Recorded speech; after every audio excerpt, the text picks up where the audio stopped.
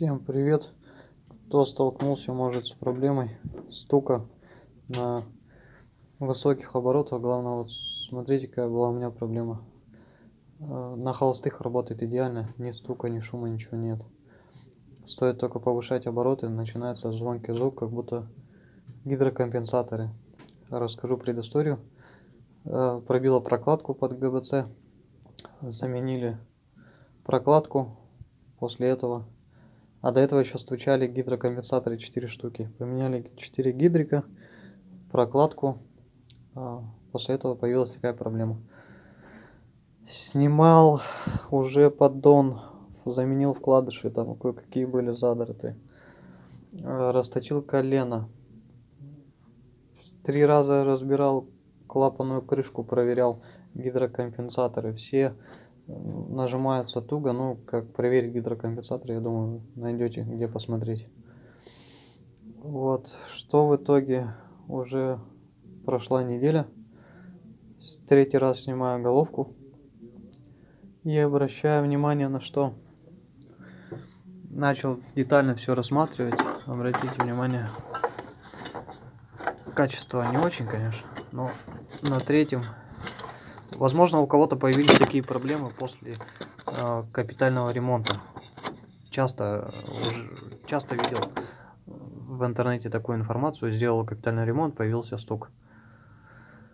Вот, смотрите, что я увидел. На третьем поршне след как будто от клапана. Именно вот в этих канавках, видите, блестящий. Вот здесь. И вот здесь в углу немножко. Так, все остальные черные. Нету. Вот на этом есть.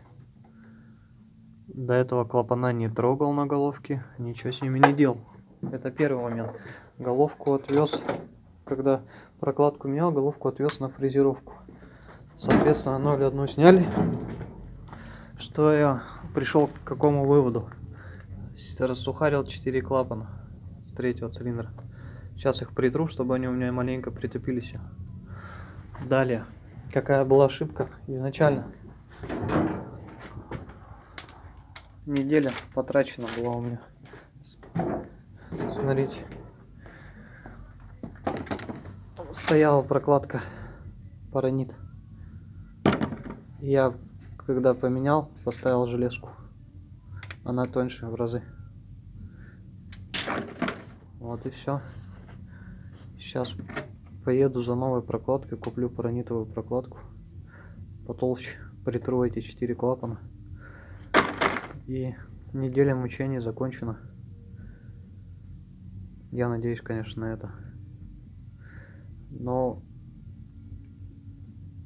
вы не представляете, сколько я разбирал эту машину раз, и низ 2 раза разбирал, и верх. Это третье снятие ГБЦ. Уже просто опустились руки, я уже хотел просто ее оставить, и пусть она стоит, не знал, что уже делать. Всем, кому помогло или было полезным, буду рад за помощь.